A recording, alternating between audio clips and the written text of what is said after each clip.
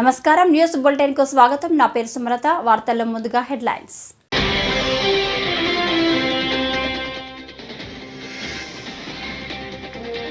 జేసీబీపై ప్రయాణిస్తూ ముంపు ప్రాంతాలను పరిశీలించిన సీఎం చంద్రబాబు.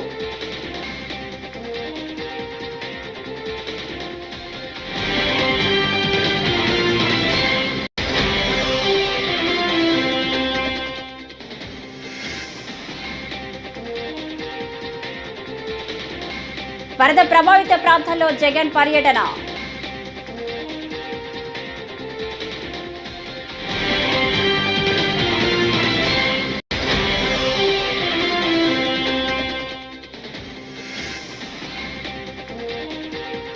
భారీ వరదలతో విరిగిపోయిన ప్రకాశం బ్యారేజ్ గేట్లు.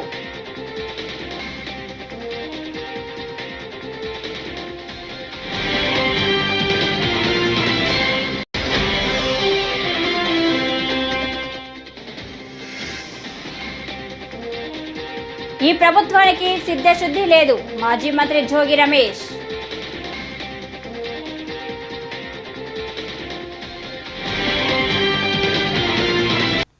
ఇక డీటెయిల్స్ చూస్తే ఏపీ సీఎం చంద్రబాబు విజయవాడలోని వరద ముంపు ప్రాంతాల్లో జేసీబీ ఎక్కి పర్యటించారు. కృష్ణలంక, పటమట, యనమల కుదురు, భవానీపురం, రామలింగేశ్వర్ నగర్, జక్కంపొడిలో ఇతర వాహనాలు వెళ్లలేని పరిస్థితుల్లో చంద్రబాబు జేసీబీ సాయంతో పర్యటించి బాధితులను పరామర్శించారు. నేరుగా బాధితుల వద్దకు వెళ్లి వారి కష్ట నష్టాలు తెలుసుకున్నారు. నేనున్నానంటూ వారికి భరోసా ఇచ్చే ప్రయత్నం చేశారు. ప్రభుత్వం అన్ని విధాలా ఆదుకుంటుందని, కొన్ని గంటల్లో పరిస్థితిని చక్కదిద్దుతానని హామీ ఇచ్చారు. ఓవైపు పరామర్శలు, మరోవైపు సహాయక చర్యలను చంద్రబాబు సమాంతరంగా పర్యవేక్షిస్తూ ముందుకు సాగారు. అక్కడికక్కడే అధికారులకు, క్షేత్రస్థాయి సిబ్బందికి సూచనలు చేస్తూ దిశానిర్దేశం చేశారు.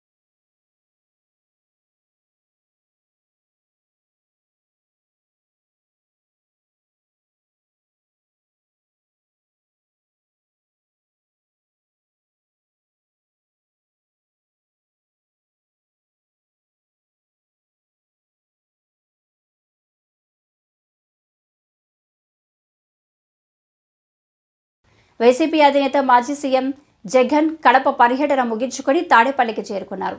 మార్గ మధ్యలో విజయవాడ కృష్ణలంక ఏరియాలోని రిటైనింగ్ వాల్ వద్ద కృష్ణానది వరద ప్రవాహాన్ని పరిశీలించారు. మధ్యాహ్నం 3 గంటలకు విజయవాడలోని వరద బాధిత ప్రాంతాల్లో ఆయన పర్యటించనున్నారు.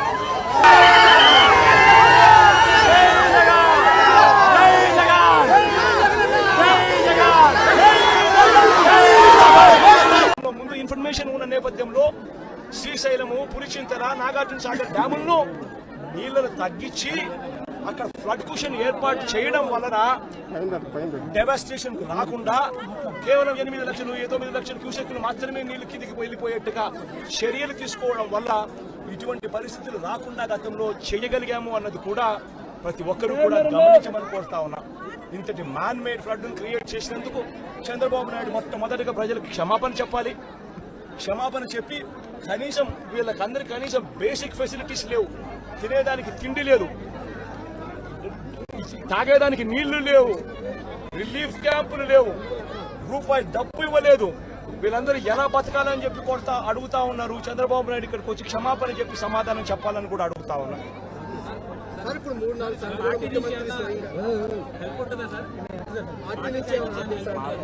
పార్టీ నుంచి మొత్తం అందరూ కూడా క్రియాశీలకంగా పార్టిసిపేట్ చేస్తారు. పార్టీ క్యాడర్ ఇప్పటికీ క్రియాశీలకంగా పార్టిసిపేట్ చేస్తూ ఉంది. సీను దగ్గర నుంచి ఎమ్మెల్యేలు కంటెస్ట్ చేసిన వాళ్ళందరూ, కార్పొరేటర్ల స్థాయి నుంచి అందరూ కూడా ఇక్కడే ఇదే నీటిలోనే ఉన్నారు. ఈ రోజు నుంచి కాదు 2 రోజుల నుంచి కూడా ఇదే కార్యక్రమాలే చేస్తూ ఉన్నారు. ప్రజలకు అందుబాటులో కొద్దో గొప్ప వీళ్ళు చేయగలిగిన కాడికి ఖచ్చితంగా చేస్తూ ఉన్నారు. కానీ ప్రభుత్వం అనేది స్పందించాలి. అది మోస్ట్ ఇంపార్టెంట్. ప్రభుత్వం అనేది పలికితే జగన్ ప్రభుత్వంలో కూడా ప్రభుత్వం ఉండేది. కానీ జగన్ ప్రభుత్వంలో ఏ ఒక్కరూ కూడా ఎప్పుడూ కూడా డిస్సాటిస్ఫైడ్ గా ఎప్పుడూ లేరు. ఎందుకు లేరు అని అంటే కారణం జగన్ ప్రభుత్వంలో ఒక వాలంటీర్ వ్యవస్థ ఉండేది. జగన్ ప్రభుత్వంలో ఒక సచివాలయ వ్యవస్థ ఉండేది. ఈ వాలంటీర్ల వ్యవస్థ, ఈ సచివాలయాల వ్యవస్థ గ్రామ స్థాయిలో వార్డు స్థాయిలో మమేకమై ఉండేది. వీళ్ళందరూ కూడా వాలంటీర్లందరూ కూడా ఎప్పుడు వరద వచ్చినా, ఎప్పుడు తుఫాన్ వచ్చినా వీళ్ళ సహాయ సహకారాల వల్లే గొప్పగా ఎటువంటి కంప్లైంట్స్ ప్రజల నుంచి రాకుండా సాచురేషన్ పద్ధతిలో ప్రజలకు మంచి చేయగలిగాం. తుఫాన్ వచ్చినప్పుడు జగన్ ముఖ్యమంత్రిగా ఉన్నప్పుడు తుఫాన్ వచ్చినప్పుడు కలెక్టర్ గారికి నేను చెప్పేవాడిని, నేను మీకు వారం రోజులు టైం ఇస్తా ఉన్నా, వారం రోజుల తర్వాత నేనే వస్తాను, వచ్చిన తర్వాత నేను ప్రజలతో మమేకమై నేను అడుగుతాను. ఏపీలో కురుస్తున్న భారీ వర్షాలకు విజయవాడలోని ప్రకాశం బ్యారేజీకి వరద ఉధృతి క్రమంగా పెరుగుతుంది. వరద పోటెత్తడంతో పలు బోట్లు కొట్టుకొచ్చి బ్యారేజీలోని గేట్లు ఢీకొట్టాయి. దీంతో బ్యారేజీలోని 3 గేట్లు భారీగా ధ్వంసమయ్యాయి. విరిగిపోయిన గేటును పైకెత్తే చైన్ లింక్ దిమ్మ కూడా డ్యామేజ్ అయినట్టు సమాచారం. దీంతో ఏం జరుగుతుందా అని స్థానికులు ఆందోళన చెందుతున్నారు.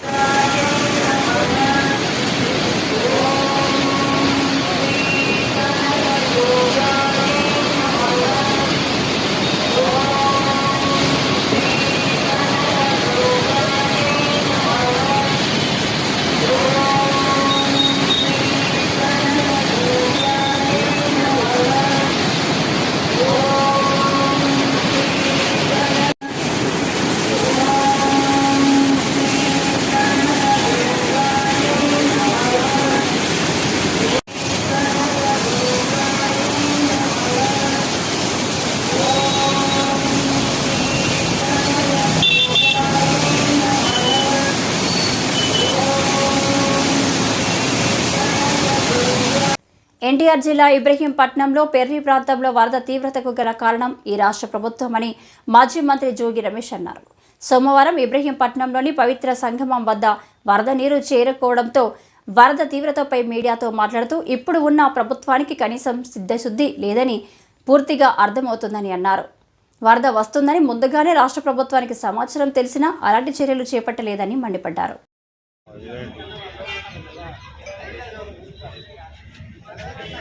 అసమర్థత అనే దానికి ఈ విపత్తే కారణం. ఏ ప్రభుత్వం అయినా, ఏ ముఖ్యమంత్రి అయినా గోదావరి నుంచి ఏ విధంగా డిశ్చార్జ్ ఉంటుంది, కృష్ణానది నుంచి ఏ విధంగా డిశ్చార్జ్ ఉంటుంది, ఇదన్నింటినీ కూడా అంచనాలు వేసుకొని మునేరు, పాలేరు, కట్లేరు, వాగులు, వంకలు ఇవన్నీ కూడా పడిన వర్షపాతాన్ని ఒక అంచనాతో ప్రభుత్వాలు ముందుకెళ్తాయి. గతంలో కూడా ఇటువంటి వరదలు చూసాం చిన్నప్పుడు కూడా. కానీ దీనికి ఒక అంచనాతో ముందుకెళ్ళారు. గతంలో రాజశేఖర రెడ్డి గారి ప్రభుత్వంలో జరిగినాయి, మొన్న మా ప్రభుత్వంలో కూడా ఇటువంటి విపత్తులు చూసాం. రాష్ట్రంలో చాలా చోట్ల చూసాం. కానీ ముందు జాగ్రత్త చర్యలు, ప్రతి జిల్లాకి ఇన్ఛార్జిని ఏర్పాటు చేస్తాం, అక్కడ పునరావాస కేంద్రాలు ఏర్పాటు చేస్తాం, ప్రతి ఒక్కళ్ళని కూడా సురక్షితంగా బయటికి తీసుకొస్తాం, వాళ్ళకి సకల సదుపాయాలు భోజనంతో పాటు చిన్నపిల్లలకి పాలు కూడా, మంచినీళ్ళు, సకల సదుపాయాలు చేసిన పరిస్థితులు మేము చూసాం. పుట్టపర్తి గణేష్ సర్కిల్లో సోమవారం ఉప ముఖ్యమంత్రి పవన్ కళ్యాణ్ జన్మదిన వేడుకలు జనసేన నాయకుడు కరుణాకర్ ఆధ్వర్యంలో ఘనంగా నిర్వహించారు. కార్యక్రమానికి ముఖ్య అతిథిగా మాజీ మంత్రి పల్లె రఘునాథ్ రెడ్డి హాజరై కూటమి నాయకులతో కలిసి కేక్ కట్ చేసి వేడుక చేశారు. ఈ సందర్భంగా పల్లె రఘునాథ్ రెడ్డి మాట్లాడుతూ పవన్ కళ్యాణ్ తన సొంత డబ్బు వెచ్చించి రైతులకు సహాయం చేశారన్నారు. ఆయన నిండు నూరేళ్లు చల్లగా ఉండాలని దీవించారు. సినీ రంగంలో అత్యున్నతమైన శ్రేణిని అధిరోహించారు. మంచి కథానాయకుడిగా ఆంధ్రప్రదేశ్ ప్రజల హృదయాల్లో చిరస్మరణీయంగా నిలిచిపోయారు. తర్వాత ఆంధ్రప్రదేశ్లో ఉండే ప్రజలకు కష్టాలు, నష్టాలు, బాధలు, సమస్యలు తీర్చాలని వారికి సహాయం చేయడం ఆలోచనతో, ఉద్దేశంతో సినీ రంగంలో రాణిస్తున్నప్పటికీ కూడా వీళ్ళకి సేవ చేయాలని చెప్పి రాజకీయ రంగ ప్రవేశం చేయడం జరిగింది. తన దూరపు ఆలోచన చేత ఉమ్మడి కూటమి ఏర్పాటు చేసి Janasena, Telugu Desam party, BJP party ఖచ్చితంగా కారకుడయ్యాడు. ఈ రోజున ఈ ప్రభుత్వం ఏర్పడడానికి తన వంతు సహాయం చేసేందుకు ఆయన ప్రత్యేకంగా మరి అభినందిస్తున్నాం. అన్నిటినీ మించిన మంచి మానవతావాది. ఎవరికే కష్టం వచ్చినా, నష్టం వచ్చినా, బాధ వచ్చినా, సమస్య వచ్చినా, కిడ్నీ సమస్య వచ్చినా కూడా మానవతా దృక్పథంతో, సామాజిక స్పృహతో స్పందించి వాళ్ళకి సాయం చేస్తూ వచ్చారు. మంచి పేరు తెచ్చుకున్నారు. చంద్రబాబు నాయుడు గారు ఆదర్శం తీసుకుని పరిపాలనని నేర్చుకుంటానని చెప్పడము ఆయన వినయానికి తార్కాణము. అటువంటి మహావ్యక్తి పుట్టినరోజున మనందరం పండగ జరుపుకుంటున్నాము. ఆయనకు ఆ భగవంతుడు ఆయుర్వేద ఐశ్వర్య శక్తిని ప్రసాదించాలని మనస్ఫూర్తిగా కోరుకుంటున్నా. మరొక్కసారి ఆయనకు మా హృదయపూర్వక జన్మదిన శుభాకాంక్షలు. పామిడి పట్టణంలోని సత్యసాయి పంప్ హౌస్ వద్ద సత్యసాయి తాగునీటి కార్మికులు చేస్తున్న నిరవధిక సమ్మె సోమవారం 11వ రోజుకు చేరింది. సత్యసాయి తాగునీటి కార్మికుడు శ్రీనివాసులు మాట్లాడుతూ గత 10 రోజులుగా వేతనాలు చెల్లించాలని సమ్మె చేస్తున్న అధికారులు పట్టించుకోకపోవడం లేదని ఆవేదన వ్యక్తం చేశారు. తక్షణమే సత్యసాయి తాగునీటి కార్మికులకు బకాయి పడ్డ వేతనాలను చెల్లించాలని వారు డిమాండ్ చేశారు.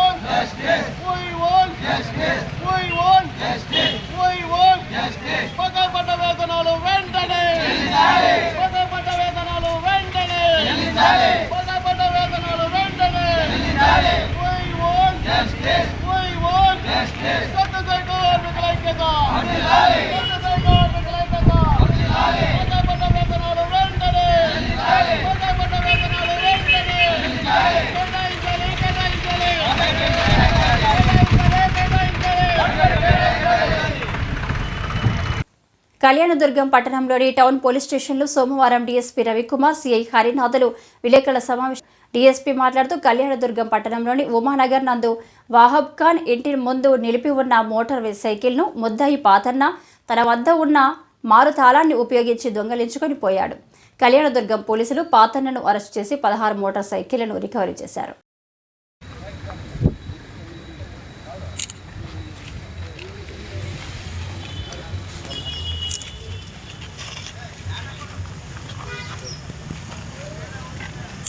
Okay sir. గౌరవనీయులైన ఎస్పీ అనంతపూర్ ఆదేశాల మేరకు ఈ మధ్యకాలంలో అనంతపూర్ జిల్లాలో జరుగుతున్న మోటార్ సైకిల్ దొంగతనాల విషయంగా కళ్యాణదుర్గం టౌన్ ఇన్స్పెక్టర్ హరినాథ్ ఆధ్వర్యంలో ఒక స్పెషల్ పార్టీ ఫామ్ చేయడం అనేది, దాంట్లో మా క్రైమ్ పార్టీ గంగాధర్, పుష్పరాజ్, ఖాజా, రాజేష్ వీళ్ళని సభ్యులుగా చేసి అన్ని గ్రామాలు తిరిగి ఆ క్రమంలో ఈరోజు ఉదయం సుమారు 7 గంటల ప్రాంతంలో కళ్యాణదుర్గం టౌన్కి చెందిన పాతన్న ఇతను మొత్తము 23 కేసుల్లో ఇదివరకే ముద్దాయి ఇతనిని అరెస్టు చేసి ఇతని స్వాధీనంలో నుంచి 16 మోటార్ సైకిళ్ళు సీజ్ చేయడమైనది. ఇతనిని మేము జేఎఫ్సీఎం రాయదుర్గం కోర్టు ముందు రిమాండ్ నిమిత్తం హాజరుపరుస్తాను. ఈ సందర్భంగా ఈ స్పెషల్ టీం చేసిన కృషిని ఎస్పీ ప్రస్తుతం రాష్ట్రంలోని వరదలు వైపరీత్యం కాదని, పరిపాలన వైఫల్యం అని మాజీ మంత్రి అంబటి రాంబాబు విమర్శించారు. సోమవారం సత్తెనపల్లి వైసీపీ కార్యాలయంలో వైఎస్ఆర్ వర్ధంతి సందర్భంగా ఆయన విగ్రహానికి పూలమాలలు వేసి నివాళులర్పించారు. ప్రజా సంక్షేమమే లక్ష్యంగా పరితపించిన నాయకుడు వైఎస్ఆర్ అని కొనియాడారు. వరద పరిస్థితులపై ముందుగానే హెచ్చరించిన చర్యలు చేపట్టడంలో ప్రభుత్వం విఫలమైందన్నారు. చాలా 90 రోజులు 100 రోజులే వాళ్ళ పరిపాలన.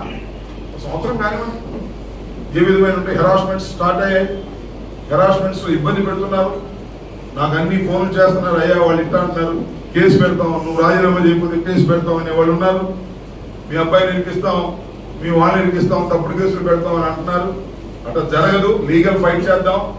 ఎస్పీ, డీజీపీ, ఎస్పీ ఇక్కడ మన ఎస్పీ ఇక్కడ ఎవరో కొత్తగా వచ్చారు, ఆయన కూడా రీజనబుల్ గానే ఉంటున్నారు. కాబట్టి అన్నింటినీ చట్టబద్ధంగా మనం ఎదుర్కోవడానికి సిద్ధంగా ఉండాలి. నలుగురు కలిస్తే బలం, విడిపోతే బలహీనత. నేను మీ అందరికీ మనం చేసేది, నలుగురు కలుద్దాం, బలంగా ఫైట్ చేద్దాం, అరాచకాన్ని ఎదిరిద్దాం, హెరాస్మెంట్స్ ఎదిరిద్దాం, నిలబడి పోరాడదాం. మీరు చూశారుగా, పోయినసారి ఎన్నికలు అయిపోయిన తర్వాత, మనం ఓడిపోయిన తర్వాత జిల్లా పరిషత్ కాదు, మన మండలాలను ఎలా ఆక్రమించుకున్నారో దౌర్జన్యం చేసి, అలాంటి ఎప్పుడు మనం చేయలేదే. అవి చరిత్రలో ఉండిపోతాయే.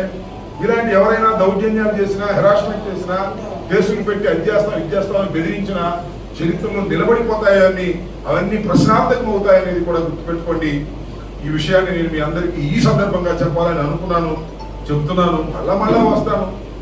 ఇక్కడే ఉన్నా కదా, ఇక్కడే అద్దెలు ఉంది, ఇక్కడే ఆఫీస్ ఉంది, ఎక్కడికి పోను నేను. కాకపోతే కొద్దిగా స్లో, నిరుత్సాహ వాతావరణం ఉన్నాం కాబట్టి కొద్దిగా స్లోగా ఉంటాం. ఇంకా చాలా మంది మాట్లాడాలి, కానీ ఇప్పుడు అందరూ మాట్లాడకుండా నాతోనే ముగిద్దాం అనేటువంటి నిర్ణయానికి వచ్చింది. కానీ మీరు మళ్ళీ వెళ్ళిపోతారు. రెండోది, ఇంకా చాలా చోట్ల బొమ్మలు దండలు వేయాలి. బాబురావు చెప్తున్నాడు అక్కడ మన రైల్వే గేట్ దగ్గర బొమ్మలని కాబట్టి నేను చాలా క్లియర్ గా చెప్పా, నిరుత్సాహంగా ఉన్నాము, అన్ని చోట్ల హుషారుగా తిరగలేము అనే ఉద్దేశంతో 3 పెట్టుకున్నాను. ఆ 3 పూర్తి చేస్తాం. మన రాబోయే కాలంలో అనేకమైన కార్యక్రమాలు జరుగుతాయి. ఆ కార్యక్రమాలకి మీ అందరూ నా వెన్నట్టు ఉండాలని, నీకు కూడా నేను వెన్నట్టు ఉంటానని ఈ సందర్భంగా మనవి చేస్తూ, మరొకసారి దివంగత రాజశేఖర రెడ్డి గారికి 15వ వర్ధంతి సందర్భాన్ని పురస్కరించుకొని ఘనంగా నివాళులర్పించి మీ అందరి దగ్గర సెలవు తీసుకుంటున్నాయని మనం.